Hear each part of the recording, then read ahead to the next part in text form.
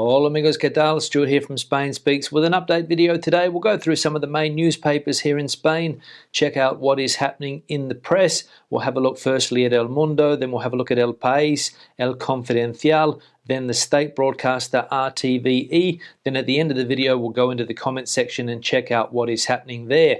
I hope everybody has had a good Easter break. I'm up and running again today, Monday. Not a public holiday here in Madrid, but in some places around the country it is. They celebrate Easter Monday, but here in the community of Madrid, we do not. So let's get straight into the news. And the main story El Mundo is going with here today on the left about Venezuela and that dodgy airline Plus Ultra. And we can see here the headline: the government asked Maduro, the president of Venezuela, not to give permits to Iberia and Air Europa and recommend the use of Plus Ultra. So the plot thickens here in Spain for this airline Plus Ultra and the government. Remember that the government authorized a huge bailout for this company a few weeks ago, considering that they don't operate a lot of flights. But according to the government, they are a strategic company because of their connections with countries like Venezuela, with their connections with countries like Peru, and of course they bring people back and forth, those migration patterns between Spain and those Latin American countries. And as we just saw there in that headline, the government apparently telling Maduro not to give flight permissions to companies like Iberia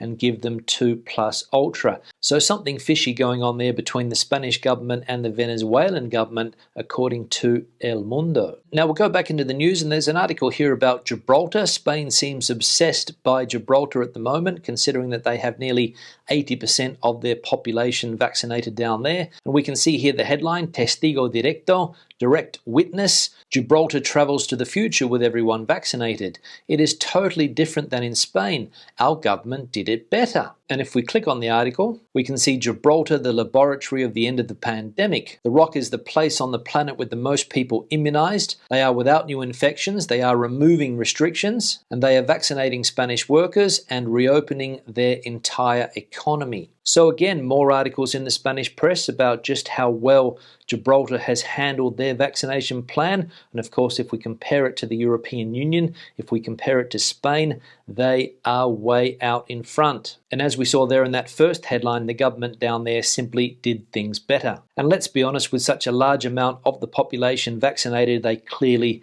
did do things better. But never fear, because according to the government here in Spain and the European Union, April is going to be a key month for the vaccination plan in this country. Now we'll go back into the news and click on this article here about a recent poll that has been carried out. And according to a poll by the newspaper El Mundo, 2 out of every 3 Spaniards believe that the summer will also be lost due to the slow pace of vaccinations. 63.5% of those surveyed believe that normality will not be able to be restored on the dates promised by the government. So there we go. According to readers of this newspaper, the majority don't think that the government will be able to keep their promises and have 70% of the population vaccinated by the summer. So good to see that I am not the only skeptic out there. Now we'll leave El Mundo, go to El País, check out what is happening there. And there's an article there on the left about how the lack of COVID vaccines in the European Union has rekindled the debate about suspending patents during a pandemic. Health organizations affirm that if production is liberalized, it can go from 12 to 60 million doses a day. So another one of the big debates we have at the moment: should vaccine patents be suspended during a pandemic?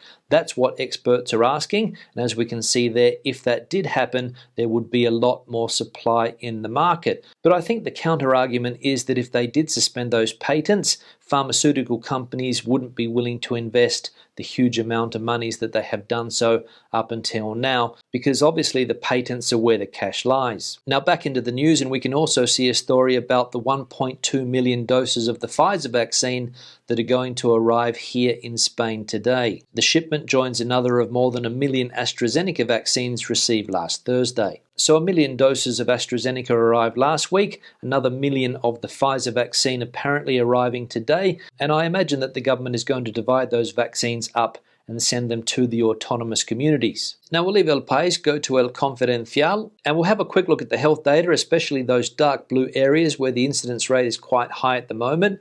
Madrid, for example, we can see 267 cases per 100,000 inhabitants over the last 14 days. Navarra, 326, and the Basque Country, 258. And those are the main hotspots in Spain at the moment. If we have a look at the opposite end of the scale, we'll click on the Valencian community. We can see that they have an incidence rate of 33 currently. Murcia also quite good at 61.